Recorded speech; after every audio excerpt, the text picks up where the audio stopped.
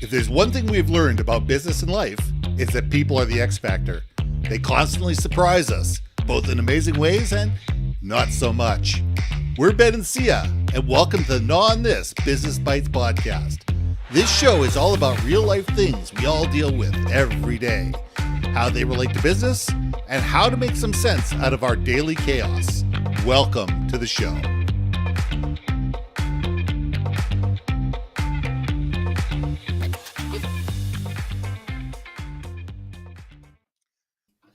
And welcome back to another episode of Gnaw on This Business Bites. I'm Ben and this is Syya. So here's a question that I've been talking with a lot of clients lately. Do we live in a time of change, or do we live in a world of continual involvement? I look at change as having a beginning, middle, and end.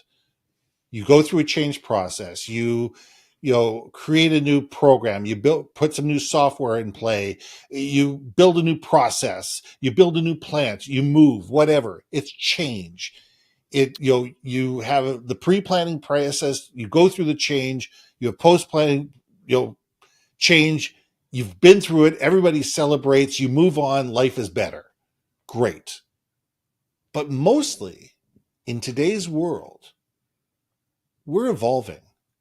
It is a period of continual involvement. There isn't a beginning, middle, and end, because as soon as you have gone through a crisis, a change, a period of business, whatever, there's something else coming up the far side.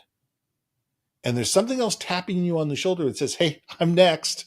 Hold my beer, I'm next. And we need to start thinking of our world that way. And don't look at it as a horrible thing. Look at it as our world is forcing us or asking us for continual improvement, of constantly looking at what was, what is, what's going to be, and the cycle continues, because that's how we get better. That's how we better serve our clients. That's how we better serve our employees. That's how we do it, is that we're constantly looking at things going, how can we be a little bit better? Instead of these, all of a sudden do nothing, change, and then go back to doing nothing. If we look at it and say small incremental changes evolving along the way, continual, it enables us to be far more resilient, more creative, more adaptive. It allows us to fix things on the fly far more easily. It's probably far more cost effective. And it's probably better for ourselves, our employees, our stakeholders, our clients. See, let's gnaw on this. You have reminded me of my corporate life. Like that. Okay. When you first broached this topic to me, I was like, what are you talking about? Now I understand what you're saying. Can I just tell you? And I don't know if it's maybe because they're just trying to justify the expenditure, but I have seen so much change for the sake of change that does not trickle down. It does not result in business optimization. It does not bring net new revenue. It does not squeeze out existing revenue. It is just change for the sake of change to disrupt, to keep, I don't know, the company on its toes. And 70% of change initiatives fail. Because there is no path to evolve, as you indicate. And that's how I understand this question. Exactly. And I think, like, shiver me timbers, like you gave me the chills. I'm like, oh my God. Like, you are literally describing, like, I have said this, and if anyone wants to look at my LinkedIn, you may know what I'm talking about. Some companies are successful in spite of themselves. Very and it many. Blows my fracking ever-loving mind to see that. Now, I have seen change go well. I have seen some initiatives that have gone, some, which is kind of sad. I've seen some that go well, and everyone's like, oh, and you see the light bulbs going ching, ching, ching, ching, ching, and then it's like a brand new company that you're at, or a brand new division that you're at, right? Yeah. So why does this happen though, Ben? Because I feel like in a lot of our discussions, it's like people aren't idiots, but they make idiotic decisions, and I'm trying to struggle my way around this. I think the comment that you used that just keeps rattling around my head is change for change's sake. It's change for optics and appearance. And we need to look like we're doing something. But the problem is a lot of the time the core reason why you should change is never addressed. The communication through the change process is ineffective. The wrong people are allocated to the change. There's not enough money allocated to the change. There's not a champion at the C-suite. And all of this leads to change by committee with an ineffective inability to do so because most of these people have never been through a change before. A lot of these people they're not change experts. I mean, I'm talking small to medium sized companies. Large companies have change departments. They screw up just as much as anybody else does, but I'm talking about the smaller companies that they go through these changes, but they don't have the leadership to be able to navigate the change. They don't have the ability to communicate through the change. They don't structure the budgets accordingly to be able to change effectively. They don't do the right training. They don't bring the right stakeholders involved. And there's all those sorts of challenges that enable change to fail, but a lot of it comes down to purpose. Why are we changing in the first place? Here's the two questions I always ask, and whether it's evolving or changing, it's what does it look like when we get on the other side of the mountain, and what can we do then that we can't do now? Why is it important? And if we don't evolve or if we don't change, what are the ramifications of doing nothing? Oh, I love that. I love that. And the second one is far more important than the first, because sometimes the first one is asked. Okay. I'd say 1 out of every 2 times there's some version of that somebody's asked. They might not ask all of it. They might ask part of it. They may not be as eloquent. They may not listen to the answers, whatever. But very few people are sitting there asking, what are the ramifications if we don't evolve, if we don't change, if we don't move forward? What does it cost us as an organization? And if the answer is nothing, then that's a different story altogether. But very rarely is the answer nothing, because even if you're not evolving, somebody else is. Your competitor is, the market is, technology is. Somebody somewhere is always doing something that puts you behind the 8 ball. And you may not know about it for 3 years or 5 years. I mean, this is why we go to conferences. This is why we should go to conferences in areas outside of our expertise. This is why we should have somebody whose job it is within an organization to looking 5 years out or 3 years out saying, okay, what is the technology or the people or the processes or whatever that could help or hinder us and how do we either take advantage of this or mitigate against them? And a lot of this comes down to, as human beings, are we scared of change? Are we excited about change? Use the word evolve, whatever we come across this.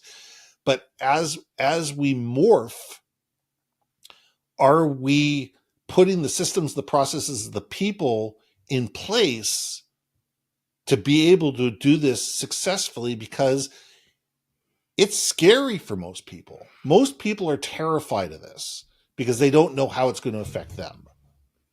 Well, I think human nature, and I think in a lot of our debates and and musings, I should say, is how much is human nature we are what we are, man. We be what we be. And I think change can be scary for a lot of people. But if we know the end goal of why that change is happening to evolve into another form factor that we believe in and can potentially rally around, there is a certain level of accountability, pride that will help drive that behavior to keep people rowing together. Exactly. And it's transparency is so critical. Communication, over communication, transparency are probably the most critical things.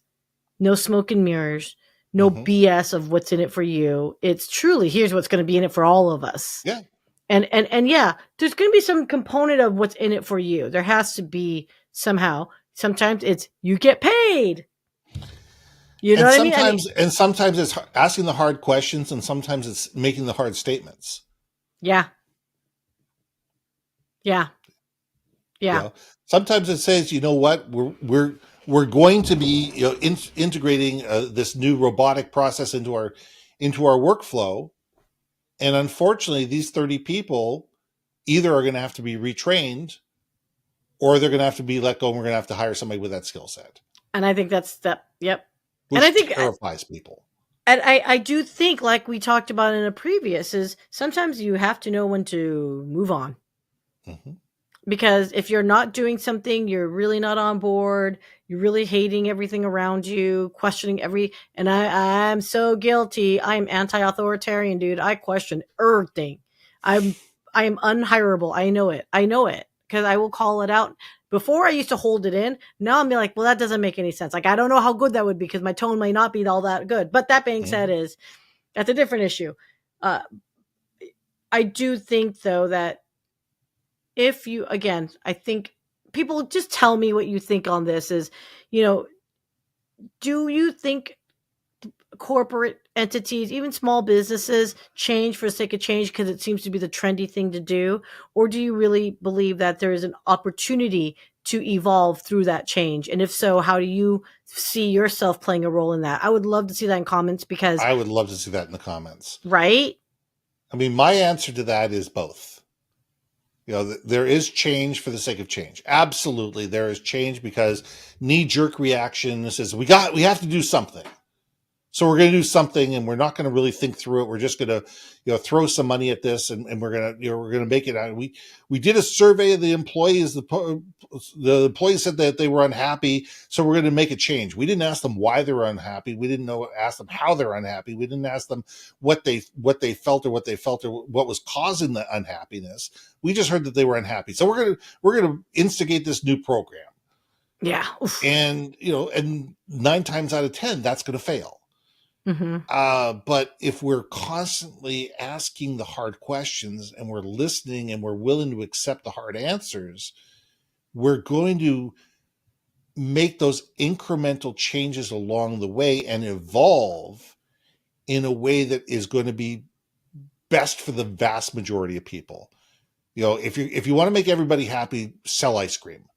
If you want to be in business, if you want to be in situations where the hard decisions have got to be made, that's what leadership is about. I'm not saying it's fair. I'm not saying it's right. I'm not saying it's just. I'm saying sometimes, not everybody survives a merger. Not everybody survives, not everybody survives a move of a company. Not everybody survives a technology shift. And the trick is to save as many people as you can and to make sure that along the way, you're letting people know what has been done, what is being done, and what's going to be done, and that people are valued and understood, and offer the right training to be able to bring forward as many people and make as many people successful as you can. But you are going to have some people that are going to fight it, and that's just human nature. Great companies do what they can do to take care of their employees and evolve and change and create new opportunities based on the fact is how is this going to affect our team? I think you just made me think of something. Is we know change is inevitable. It's going to happen. And any good company that's evolved, if you're truly evolving and you're not changing for the sake of because some consulting company came in and you paid $500,000 for them to say, yeah, why don't you go from a red logo to a green logo. We won't talk about that anyway. But I do think a good company, if you know change is going to happen and you give people options, I think you're going to get the most successful outcome and turnout from it. Now, because the power goes back into them to decide, here, do I want to go to, door A, door B, door C, right? Red pill, blue pill. Yep, 100%. And if you give the third option, which is we'll retrain you elsewhere to go elsewhere, I think that is something that is often overlooked. It's usually, are you staying or are you going? And then how about the third option, which is, maybe your skill sets can be transferable in another area. Yep. It's just not pushed hard enough. Yep. So there you go.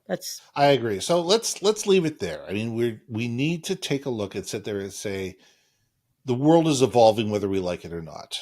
Yes. The question is, how intelligently are we doing it? Yes. How are we riding the wave? How are we staying above the wave? How are we making sure that our teams and our clients and our prospects are staying above the wave and that it just doesn't come crashing down on us? So I'm Ben. And I'm Syya. And we will see you soon. Hey. Thanks for listening to another episode of Not On This, Business Bites. If you liked what you heard, we most humbly ask that you like, share, and hit that subscribe button. If you want to communicate more effectively within your organization, contact Ben at IamBenBaker.com or me at BrilliantBeeMedia.com. We can help you build your community, brand awareness, and personality through digital content and podcasting. We cannot wait to hear from you. See you next week for another episode of Not On This, Business Bites.